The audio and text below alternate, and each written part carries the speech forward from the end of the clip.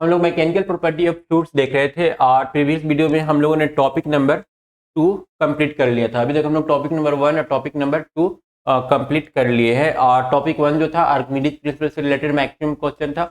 Topic 2 में हम लोगों ने देखा था बर्नौली प्रिंसिपल से रिलेटेड मैक्सिमम क्वेश्चन था।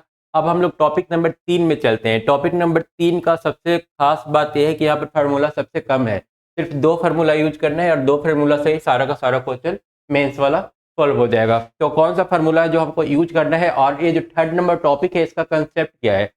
थर्ड नंबर टॉपिक में जो कंसेप्ट है इसमें बताया गया है फ्लूइड के बीच लगने वाला फ्रिक्शन फोर्स। ठीक है, फ्लूइड के बीच में, फ्लूइड का अगर 2 लेयर है तो उसके बीच में लगने वाला फ्रिक्शन फोर्स के बारे में। यहाँ पर मेन जो 2 फार्मूला यूज होने वाला है इसमें एक होने वाला है, जैसे मान लो कि ये एक वाटर है और इस वाटर में हम किसी बॉल को जिसका रेडियस r है नीचे गिरा रहे हैं। ठीक है, तो गिराने से ये जो फ्लूइड है इस पर एक फोर्स अप्लाई करेगा ऊपर की ओर। ठीक है, जिसे हम लोग विस्कस फोर्स बोलेंगे। पहले से जो हम लोग पढ़ते आ रहे थे ना उसमें सिर्फ बायोंसी फोर्स लगता था नीचे से। ठीक है, अभी बायोंसी के साथ साथ एक तो और एक्स्ट्रा फोर्स लगेगा जिसे हम लोग सिंपल लैंग्वेज में समझ सकते हैं कि ये इसके और फ्लूइड के बीच में लगने वाला फ्रिक्शन होगा। ठीक है, वो क्या करेगा, इसके स्पीड को कम करने की कोशिश करेगा और उसका जो फार्मूला होता है वो होता है 6πr जीटा इंटू v। ठीक है, ये फार्मूला मतलब कि वेलोसिटी जितना ज्यादा होगा इस ऑब्जेक्ट का वेलोसिटी नीचे की ओर जितना ज्यादा होगा उतना ही ज्यादा अपोजिट डायरेक्शन में इस पर फोर्स लगेगा। ठीक है, तो एक ए फार्मूला यूज करना है। किसकी चीज पर ये डिपेंड कर रहा है, एक तो इसका रेडियस, इसका साइज क्या है, दूसरा कोफिशिएंट ऑफ विस्कोसिटी वो क्या है, और तीसरा किस चीज पर डिपेंड कर रहा है। जैसे हम लोग अगर सिंपल फ्रिक्शन की बात करें तो वहां पर कोफिशिएंट, फ्रिक्शन का कोफिशिएंट हम लोग लेते थे। यहाँ पर विस्कस फोर्स इसको बोलते हैं। लिक्विड के 2 लेयर के बीच में लगने वाला जो फोर्स होता है ना वो विस्कस फोर्स होता है, या फिर लिक्विड या फिर किसी और मटेरियल के बीच अगर लग रहा है तो उसको क्या बोलेंगे, विस्कस फोर्स बोलेंगे। और इसका जो कोफिशिएंट होगा वो कोफिशिएंट ऑफ विस्कोसिटी कहलाएगा, वो जो कि गिवन रहेगा या फिर निकालना रहेगा क्वेश्चन में। तो एक चीज, 2 चीज और तीसरा ए, इन तीनों पर डिपेंड करेगा ए फोर्स कितना लगने वाला है।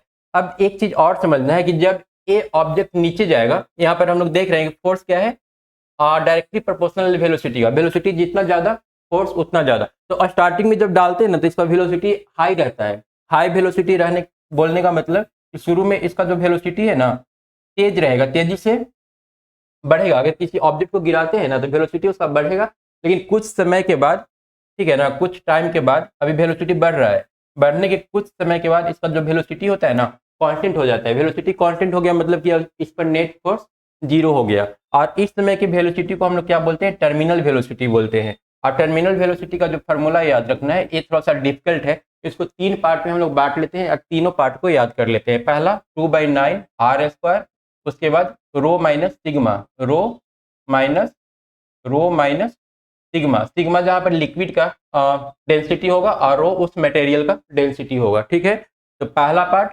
2/9 r², दूसरा पार्ट रो माइनस सिग्मा और तीसरा पार्ट g/जीटा। ये हम लोग को याद रखना है। ठीक है, टोटल 3 पार्ट में इस फार्मूला को याद रखना है। 2/9 r², रो माइनस सिग्मा और उसके बाद g/जीटा। ये हम लोग का टर्मिनल वेलोसिटी का फार्मूला होता है। टर्मिनल वेलोसिटी मतलब कि अब इसका वेलोसिटी नीचे जाने के बाद कांस्टेंट हो गया, अब एक समान गति से नीचे जाएगा, अब उस पर नेट फोर्स क्या हो गया, 0 हो गया है। नेट फोर्स 0 का मतलब कि एक्सेलरेशन इसका शुरू में तो एक्सेलरेशन हाई रहेगा, बाद में एक्सेलरेशन क्या हो जाएगा, 0 हो जाएगा। एक्सेलरेशन टाइम बढ़ने के साथ साथ घट जाएगा। एक क्वेश्चन डायरेक्ट मेंस से पूछ चुका है कि टर्मिनल वेलोसिटी और एक्सेलरेशन के बीच में क्या रिलेशन होगा अगर यहाँ पर टाइम, ये जो ग्राफ है टाइम का है, टाइम के साथ टर्मिनल वेलोसिटी और एक्सेलरेशन इस पर क्या इफेक्ट पड़ेगा, ये डायरेक्ट क्वेश्चन मेंस में पूछा जा चुका है। ठीक है, जब एक कंडीशन आता है उसमें हम लोग बोल रहे हैं कि नेट फोर्स 0 हो जाएगा। कौन कौन सा फोर्स उस समय लगेगा, तो उस समय टोटल फोर्स लगता है, एक तो mg नीचे की ओर, ठीक है, एक बायोंसी फोर्स लगेगा ऊपर जो कि रो भी जी हम लोग पहले पढ़ चुके हैं आर्किमिडीज प्रिंसिपल वाला में। ठीक है, और यहाँ पर भी क्या होता था, भी होता था डिस्प्लेस लिक्विड का वॉल्यूम और रो होता था लिक्विड का डेंसिटी, जी और जी तो जी ही रहेगा। और एक तीसरा फोर्स कौन सा काम करेगा, तीसरा फोर्स काम करेगा हमारा ए विस्कस फोर्स, 6π/जीटा इंटू आर भी, 6π/जीटा इंटू आर भी। ठीक है, और इन दोनों को जब हम लोग बैलेंस कर लेंगे ना, नेट फोर्स 0 होने का मतलब क्या, जितना फोर्स ऊपर लग रहा है उतना ही फोर्स नीचे लग रहा है। इसको अगर दूसरा टर्म में लिखे तो हम लोग लिख सकते हैं, इसको सिग्मा ले लेते हैं, हमारा जो लिक्विड है ना उसका डेंसिटी सिग्मा ले लेते हैं और जो मटेरियल है उसका डेंसिटी रो ले लेते हैं, तो मास बराबर रो इंटू वी इंटू जी। अगर इन दोनों को ऊपर है, इसको नीचे लिखे तो अगर टोटल फोर्स हम लोग देख लें तो रो भी G plus 6 by zeta R into V is equal to कितना हो जाएगा, रो भी इंटू जी। तो यहाँ पर सिग्मा और यहाँ पर रो। इसको जब हम लोग सॉल्व कर लेते हैं ना, तो सॉल्व करके इसका वैल्यू निकाला जा सकता है। यहाँ पर ये जो वैल्यू है ना वो क्या है, टर्मिनल वेलोसिटी। इसका वैल्यू निकालेंगे और वही आता है 2/9 are square rho minus sigma into g by zeta के बराबर।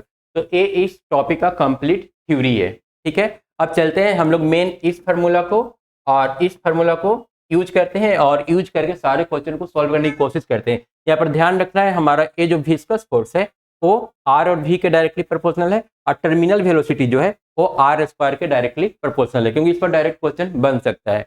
और एक तीसरा एक कंसेप्ट याद रखना है कि जब लिक्विड के अंदर कोई ऑब्जेक्ट जाता है तो उस पर ये 3 फोर्स काम करते हैं। ठीक है, चलते हैं क्वेश्चन नंबर 1 देखते हैं 1 क्या बोल करके रख रहा है। क्वेश्चन 1 दे रखा है, in an experiment to verify a Stokes a small sphere ball of radius r. एक स्फेरिकल बॉल है जिसका रेडियस कितना दे रखा है, आर दे रखा है और डेंसिटी इसका कितना है, डेंसिटी रो है। Falls under gravity through a distance H in air. ठीक है, पहले तो एच डिस्टेंस तक हवा में रहेगा और उसके बाद यहाँ से लिक्विड में घुसना स्टार्ट करेगा। यहाँ से इसको लिक्विड मिल गया। ठीक है, inside water is same as its velocity just before entering the water surface. बोल रहा है कि यहाँ पर जो इसका वेलोसिटी होगा ना सेम होगा, जो कि मतलब पानी के अंदर जब जाएगा ना तो यहाँ पर इसका वेलोसिटी वही रहेगा जो पानी से जस्ट ऊपर था। तो पानी से जस्ट ऊपर हम लोग वेलोसिटी निकाल सकते हैं। वेलोसिटी कितना हो जाएगा, √2gh के बराबर। ठीक है, मोशन इन स्ट्रेट लाइन में फार्मूला पढ़ चुके हैं। उसके बाद जब ये अंदर जाएगा then the value of h is proportional to. तो बोल रहा है कि एच का जो वैल्यू होगा वो किसके प्रोपोर्शनल होगा। ठीक है, यहाँ पर बोल रखा है कि इसका जो वेलोसिटी होगा ना, मतलब वाटर में घुसने के जस्ट पहले जो वेलोसिटी होगा वही वेलोसिटी इसका टर्मिनल वेलोसिटी का काम करेगा। मतलब हम लोग लिख सकते हैं टर्मिनल वेलोसिटी बराबर √2gh। और हम लोग जानते हैं टर्मिनल वेलोसिटी किसके प्रोपोर्शनल होता है, अभी हमने देखा था 2/9 are square rho minus sigma और जी बाई जीटा। ये फार्मूला था, इतना बराबर हो जाएगा 2gh का अंडर रूट। या फिर हम लोग सब कांस्टेंट को अगर हटा दें तो आर स्क्वायर बराबर या आर के पावर 4 बराबर 2gh। या फिर h किसके प्रोपोर्शनल हो जा रहा है, h प्रोपोर्शनल हो रहा है आर के पावर 4 का। तो सही आंसर क्या हो गया, ए। तो काफ़ी ज़्यादा आसान क्वेश्चन था। ठीक है, सिर्फ हम लोग क्वेश्चन समझना था। क्वेश्चन में हम लोग एक बार समझ लिए कि यहाँ पर जो वेलोसिटी है वही इसका टर्मिनल वेलोसिटी है। टर्मिनल वेलोसिटी का फार्मूला हम लोग स्टार्टिंग में पढ़ रखे थे, बस दोनों को कंपेयर कर दिए। क्वेश्चन नंबर 41 बोल रहा है, a solid sphere of radius R acquire a terminal velocity v1। एक सॉलिड स्फीयर है जिसका रेडियस क्या दे रखा है, r, और इसका टर्मिनल वेलोसिटी कितना है, vt इज इक्वल टू हम लोग लिख लेते हैं v1। और उसके बाद through a viscous fluid having a coefficient of viscosity zeta. एक विस्कस लिक्विड है, फ्लूइड है और इसका विस्कोसिटी कितना दे रखा है, जीटा दे रखा है। The sphere is broken into 27 identical sphere. आगे जाकर के 27 पार्ट में टूट जाता है। तो उन 27 पार्ट्स का जो रेडियस होगा वो कितना होगा, सबसे पहले तो उसका रेडियस पता करने की कोशिश करते हैं। और जब ये टूटेगा तो वॉल्यूम इसका कांस्टेंट रहेगा 4/3 पाई आर क्यू बराबर 27 into 4/3 pi R cube. A R हम लोग को निकालना होगा, पाई 4/3 पाई कैंसिल, मतलब कि r/3 इज इक्वल टू कितना आ जाएगा, r। मतलब जो नया पार्ट बनेगा ना उसका रेडियस कितना होगा, स्मॉल r के बराबर r/3 के बराबर हो जाएगा। आगे क्या बोल रहे हैं, if each of these sphere acquires A terminal velocity v2। इसका जो टर्मिनल वेलोसिटी है ना वो v2 है, तो इसका जो टर्मिनल वेलोसिटी है वो किसके प्रोपोर्शनल होगा, आर स्क्वायर के प्रोपोर्शनल। हम लोग पढ़े कि टर्मिनल वेलोसिटी होता है, तो अगर इसका आर स्क्वायर कर लेते हैं तो ये हो जाएगा r²/9। मतलब सेकेंड वाला का जो टर्मिनल वेलोसिटी है ना वो डायरेक्टली प्रोपोर्शनल होगा r²/9 का, और फर्स्ट वाला का जो टर्मिनल वेलोसिटी है वो प्रोपोर्शनल होगा r² का। क्योंकि हम लोग अभी तो यही पढ़े कि हमारा जो टर्मिनल वेलोसिटी होता है वो r² के डायरेक्टली प्रोपोर्शनल होता है, बाकी तो सारा चीज़ कांस्टेंट है। अब हम लोग को v1/v2 करने बोला है, तो v1/v2 अगर कर लेंगे v1/v2 तो ये हो जाएगा r² divided by R square into 9, तो ए आ गया 9, नीचे वाला 9 ऊपर हम लोग लिख लिए, तो 9 × 1, सही आंसर क्या है ए, 41 का आंसर ए हो जाएगा। उसके बाद चलते हैं नेक्स्ट क्वेश्चन में, क्वेश्चन नंबर 42 में। 42 ए हमने अभी एक्सप्लेन किया था, थोड़ा देर पहले जब थ्योरी बता रहे थे उसी टाइम एक्सप्लेन किए थे कि जब ए लिक्विड के अंदर जाता है फोर्स तो वही होगा 6 पाई जीटा आर इंटू वी, तो 6 पाई जीटा ये सारा कुछ कांस्टेंट है, निगेटिव साइन इसलिए दे रखा है क्योंकि वेलोसिटी के अपोजिट डायरेक्शन में फोर्स लगता है, बाद में वेलोसिटी इसका कांस्टेंट हो जाएगा जो कि ऑप्शन सी में दिख रहा है, और एक्सेलरेशन लगभग 0 हो जाएगा, तो इसका सही आंसर क्या हो जाएगा सी, मतलब कि 42 का सही आंसर सी हो जाएगा। उसके बाद चलते हैं क्वेश्चन नंबर 43 में। 43 दे रखा है the velocity of water in a river is 18 kilometre per hour near the surface. ठीक है, वाटर का वेलोसिटी 18 किलोमीटर पर आवर दिया हुआ है, ठीक है, और इसको मीटर पर सेकेंड में कन्वर्ट कर ले तो वेलोसिटी कितना है 18 किलोमीटर पर आवर, तो 18 इंटू 5/18 हो जाएगा, कितना metre per second, 5 metre per second. If the river is 5 metre deep, deep या गहराई इसका कितना है 5 मीटर है। Find the shearing stress, shearing stress क्या होता है हम लोग जानते हैं, जीटा का एक फार्मूला एक छूट गया था, जीटा बराबर होता है sharing stress, shearing stress divided by strain, strain का मतलब होगा यहाँ पर V/L से, ठीक है, वेलोसिटी बटा कितना गहराई में है ओ, तो यहाँ पर जो विस्कोसिटी कोफिशिएंट ऑफ विस्कोसिटी जो होता है हम लोग को निकालना भी वही है, coefficient of viscosity, coefficient of viscosity बराबर होता है शेयरिंग स्ट्रेस बटा स्ट्रेन, और स्ट्रेन का फार्मूला क्या हो जाएगा V/L। तो क्या क्या दे रखा है, find the shearing stress between the horizontal, sorry sharing stress निकालना है, तो अगर शेयरिंग स्ट्रेस निकालेंगे तो ए हो जाएगा जीटा, जीटा का वैल्यू ऑलरेडी दे रखा है 10⁻², तो 10⁻² ले लेंगे इंटू वेलोसिटी 5, और लेंथ भी हम लोग 5 निकाल चुके हैं, तो आंसर कितना आ रहा है 10⁻², 10⁻² न्यूटन पर मीटर, 43 का आंसर क्या हो जाएगा बी। आते हैं क्वेश्चन नंबर 44 में। 44 क्या दे रखा है, 44 दे रखा है the average mass of rain drop इतना केजी, ठीक है, एवरेज मास दिया है रेन ड्रॉप का, मास दे रखा है 3 × 10⁻⁵ kg, and there average terminal velocity, VT का वैल्यू कितना दे रखा है, टर्मिनल वेलोसिटी है 9 metre per second. Calculate the energy transfer by rain to each square metre, energy किसको ट्रांसफर करना है, एक स्क्वायर मीटर में ट्रांसफर करना है, मतलब एक स्क्वायर मीटर कुछ इस टाइप का बना लेते हैं, ये हो गया एक स्क्वायर मीटर, और इसमें पानी जो है ना वो कितना 100 सेंटीमीटर ऊपर तक रहेगा, ठीक है, हाइट इसका 100 सेंटीमीटर, 100 सेंटीमीटर मतलब कितना 1 मीटर हो जाएगा ना, तो मतलब कि एक इधर और एक इधर, वॉल्यूम इसका कितना हो जाएगा, volume of water is equal to total हो जाएगा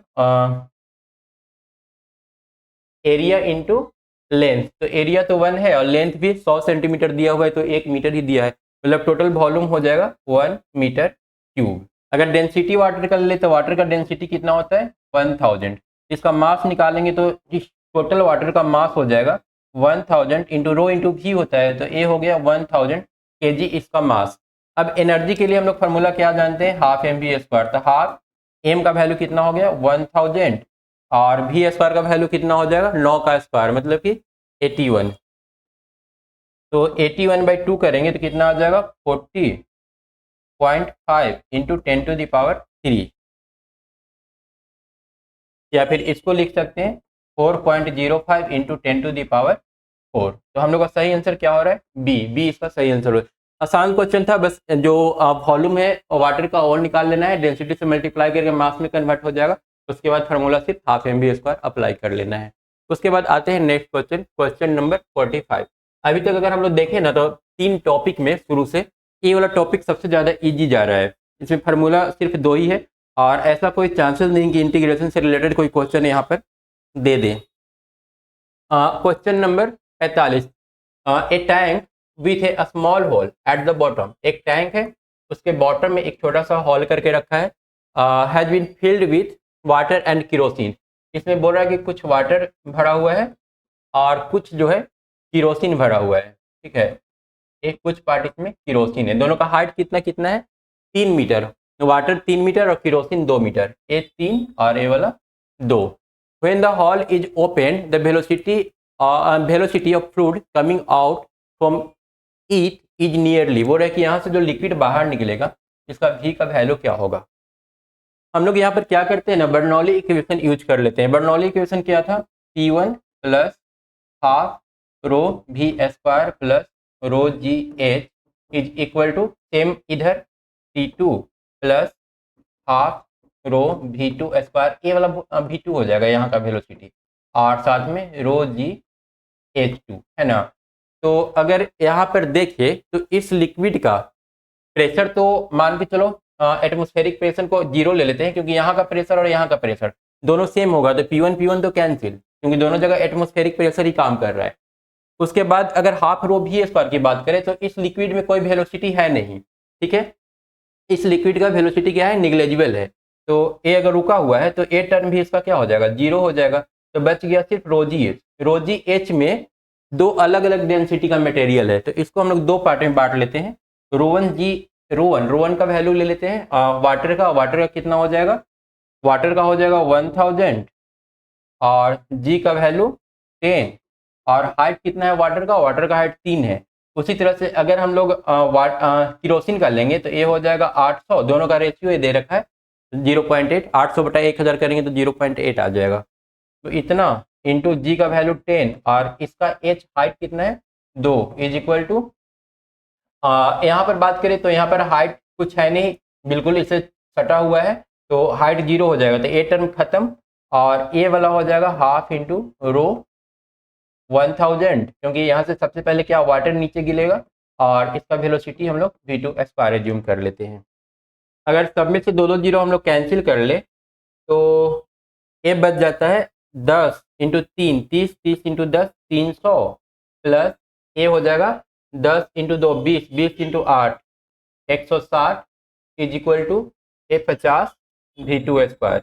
या इसको अगर सॉल्व करें तो 460 46 बराबर 5 V2 स्क्वायर।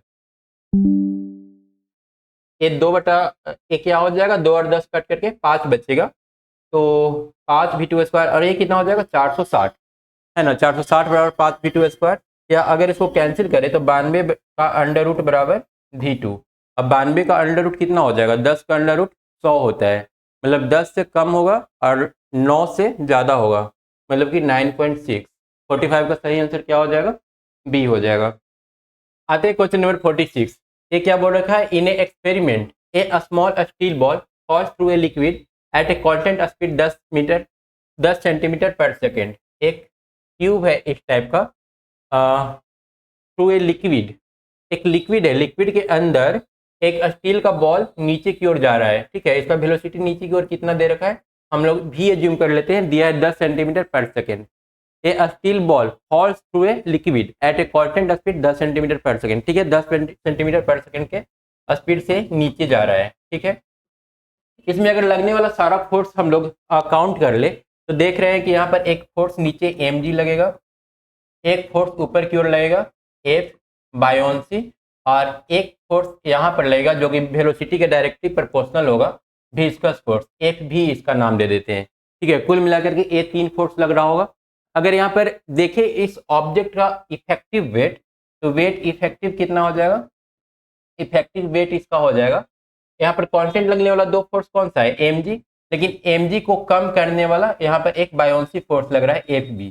ए इसका इफेक्टिव वेट रहेगा जो कि कभी चेंज नहीं होगा। इसके अलावा अगर हम लोग Fb की बात करें तो ए तो जैसे जैसे वेलोसिटी बढ़ेगा या घटेगा ए चेंज होता रहेगा, ठीक है। तो अगर इफेक्टिव वेट देखें ना तो बस mg में से हम लोग बायोन्सी फोर्स को घटा देंगे, उतना हल्का या फिर वही उसका ओरिजिनल वेट रह जाएगा पानी के अंदर इस ऑब्जेक्ट का, तो ए इस पर लगने वाला इफेक्टिव वेट हो गया। अगर इसका नया डायग्राम हम लोग खींच ले तो ए कुछ इस टाइप का दिखेगा।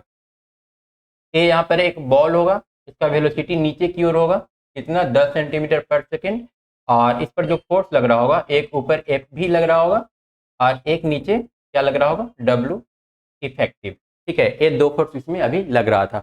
आगे क्या बोल रहा है, if the steel ball is pulled upward with a force equal to twice. अब बोल रहा है कि इस बॉल को ऊपर की ओर खींचना है, अब फोर्स जो है डबल लगा देना है इफेक्टिव फोर्स का। तो देखो अगर इसको हम लोग ऊपर की ओर खींचते हैं, ठीक है, तो ये जो वेलोसिटी है ना, ये जो विस्कस फोर्स है, ये विस्कस फोर्स अब नीचे लगना शुरू हो जाएगा, एफ भी, ठीक है। और एक डब्ल्यू इफेक्टिव तो नीचे लग ही रहा था, तो डब्ल्यू इफेक्टिव नीचे लगता रहेगा।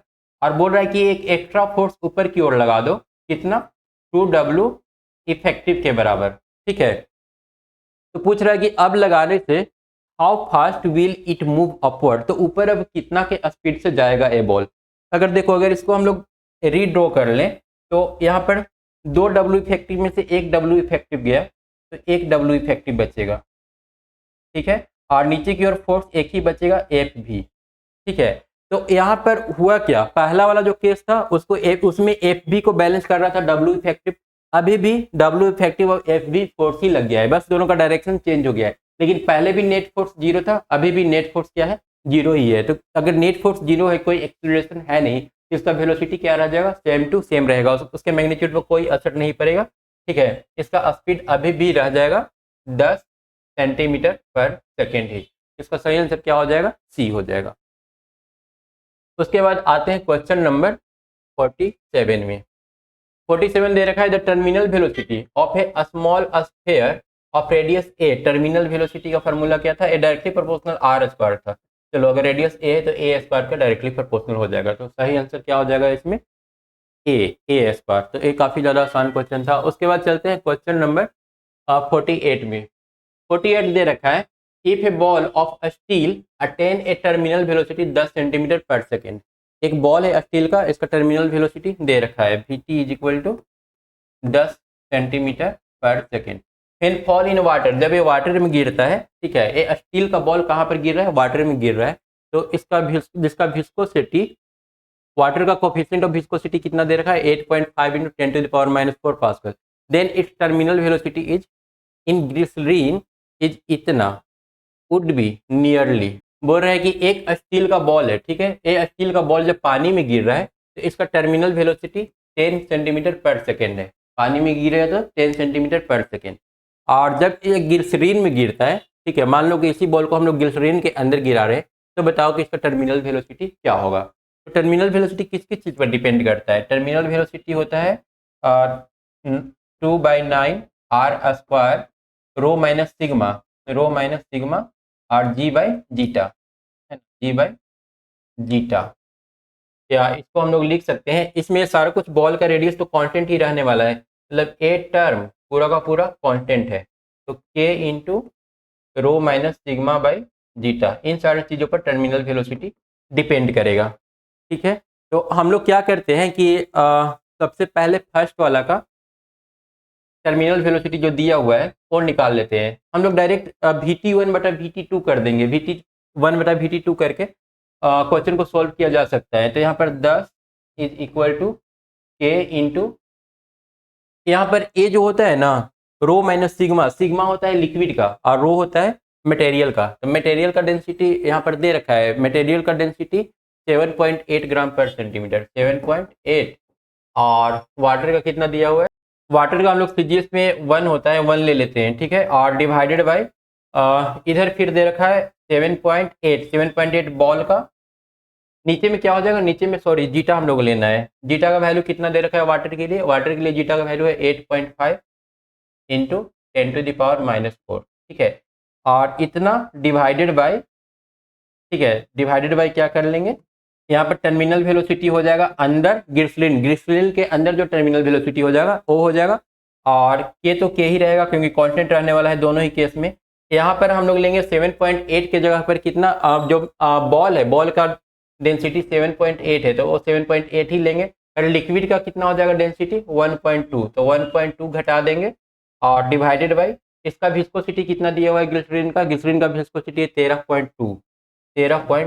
तो हम लोग देख रहे हैं के और के तो कैंसिल हो गया, सारा कुछ हम लोग को नोन है, बस Vt का वैल्यू निकाल लेना है। तो इसको हम लोग क्या करेंगे, सॉल्व कर लेते हैं इसको, और सॉल्व करने से ये हम लोग को मिल जाएगा 10/Vt इक्वल टू 7 में से 1 गया तो 6.8 डिवाइडेड बाई 8.5 इंटू 10⁻⁴, और इंटू ये नीचे वाला ऊपर चला जाएगा, 13.2 पास्कल था, तो 13.2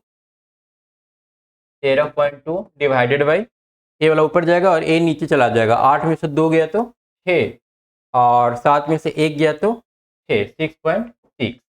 यहाँ से अगर हम लोग वी टी निकालना चाहें तो वी टी बराबर हो जाएगा, क्रॉस मल्टीप्लीकेशन करना होगा तो 10 से मल्टीप्लाई करेंगे तो 85 into 10⁻⁻4 into 6.6 divided by 6.8 into 13.2।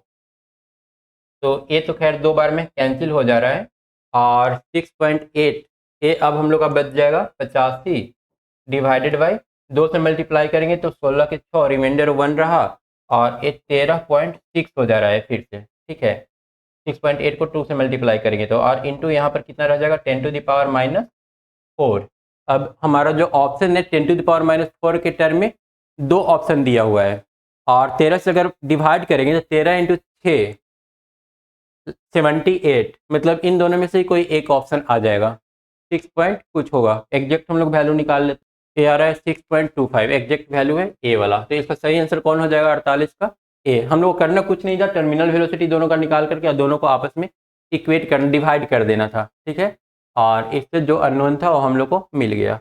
Question number 49 क्या बोल रहा है, ए spherical solid ball of volume भी, एक बॉल है जिसका वॉल्यूम क्या दे रखा है भी दे रखा है, made up of a material of density ρ1, इसका डेंसिटी क्या हो जाएगा ρ1 हो जाएगा।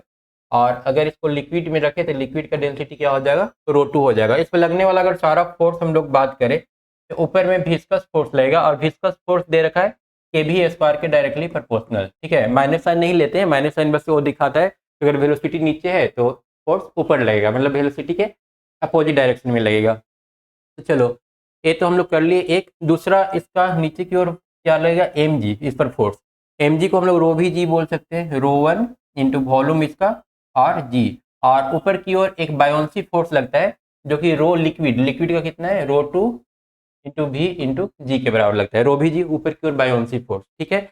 The terminal speed of the ball, ये पूछ रहा है कि इस बॉल का टर्मिनल स्पीड क्या होगा। टर्मिनल स्पीड का मतलब हम लोग यही समझते हैं कि वहां पर नेट फोर्स 0 हो जाएगा, मतलब ऊपर वाला फोर्स इज इक्वल टू नीचे वाला, मतलब ρ2 vg और plus kV² is equal to ρ1 v into G. अब यहाँ से kV² निकाल लें तो ये हो जाएगा ρ1 माइनस ρ2 इंटू vg, और अगर v निकाल लें तो under root vg into ρ1 minus ρ2 divided by कितना हो जाएगा k, vg ρ1 minus ρ2 by k। सही आंसर क्या हो जाएगा ए हो जाएगा। मतलब नॉर्मल कंसेप्ट अगर पता हो, ये ऐसा क्वेश्चन था जो डायरेक्ट फार्मूला से नहीं बनता, इसके लिए थोड़ा सा फार्मूला कैसे आता है वो पता होना चाहिए, टर्मिनल वेलोसिटी किस तरह से निकालते हैं वो पता होना चाहिए, तब जा करके ये क्वेश्चन सॉल्व होता। उसके बाद आते हैं नेक्स्ट क्वेश्चन, क्वेश्चन नंबर 50 में क्या दे रखा है, if the terminal speed of A sphere of gold, gold का टर्मिनल वेलोसिटी वीटी कितना दिया हुआ है 0.2 मीटर पर सेकेंड, और गोल्ड का जो कि मटेरियल है उसका डेंसिटी कितना दे रखा है, गोल्ड का डेंसिटी दे रखा है 19.5, ठीक है। In A viscous liquid, liquid का डेंसिटी कितना दे रखा है, लिक्विड का डेंसिटी दे रखा है 1.5, ठीक है। इसका डेंसिटी 1.5 दिया हुआ है जिसको हम लोग सिग्मा से रिप्रेजेंट करते हैं, सिग्मा लिख लेते हैं इसको, ठीक है ना, क्योंकि लिक्विड वाला को हम लोग सिग्मा लिखते आ रहे थे। Find the terminal speed of sphere of silver, बोला कि अगर गोल्ड का इतना है तो सिल्वर का बताओ टर्मिनल वेलोसिटी क्या होगा अगर उसका जो डेंसिटी है सिल्वर का वो कितना है 10.5 है, और सेम रहेगा, साइज सेम रहेगा और लिक्विड भी सेम रहेगा, मतलब कि सिग्मा का वैल्यू फिर से 1.5 ही रहेगा। तो हम लोग क्या करेंगे, फिर से दोनों का टर्मिनल वेलोसिटी निकाल के दोनों को डिवाइड कर देंगे, तो 0.2/VT इज इक्वल टू, बाकी सारा कुछ कांस्टेंट रहने वाला है, जीटा का वैल्यू वगैरह सब कांस्टेंट है, तो रो माइनस 2/9 r² ये सब लिखने की जरूरत नहीं है क्योंकि सारा का सारा कैंसिल हो जाएगा। हम लोग सीधे यूज करेंगे टर्मिनल वेलोसिटी डायरेक्टली प्रोपोर्शनल होता है रो माइनस सिग्मा का, और रो यहाँ पर दिया हुआ है 19.5 माइनस सिग्मा दिया हुआ है 1.5 डिवाइडेड बाई सिल्वर के लिए 10.5 और माइनस सिग्मा 1.5। सॉल्व करेंगे तो 18 ऊपर में आएगा और नीचे में कितना आएगा 9, मतलब कि 2/1, तो VT बराबर कितना आ गया, VT इंटू 2 बराबर 0.2 और 0.2 करेंगे तो 0.1 मीटर पर सेकेंड। तो इसका सही आंसर क्या हो जाएगा, सी हो जाएगा 0.1 मीटर पर सेकेंड। उसके बाद आते हैं क्वेश्चन नंबर 51 में। 51 क्या पूछ रखा है, a spherical ball of radius r are falling in a viscous fluid। एक viscous fluid में spherical ball गिरा जिसका रेडियस r है, विस्कोसिटी जीटा है, वेलोसिटी v दे रखा है। रिटार्डिंग viscous force एक्टिंग, बोल रहा है कि viscous force जो वर्क करेगा उसका वैल्यू क्या होगा, तो a होता है 6/r zeta into v, directly proportional to v and zeta, directly proportional to R भी, ठीक है, आर और v। बी ऑप्शन हो जाएगा। इन्वर्सली तो है नहीं, directly proportional to R, inversely नहीं है, इन्वर्सली नहीं है, तो सही आंसर कौन हो गया इसका, सिर्फ और सिर्फ बी। 51 का सही आंसर बी आ जाएगा। तो आई थिंक ये इस टॉपिक का लास्ट क्वेश्चन था, और हम लोग देखें कि बस 2 फार्मूला याद करके इस टॉपिक से आए हुए क्वेश्चन को बहुत आसानी से इजीली हैंडल किया जा सकता है। ठीक है, अब ये लास्ट टॉपिक बच गया है जिसको हम लोग नेक्स्ट वीडियो में कवर कर लें और ये चैप्टर हम लोग का खत्म हो जाएगा।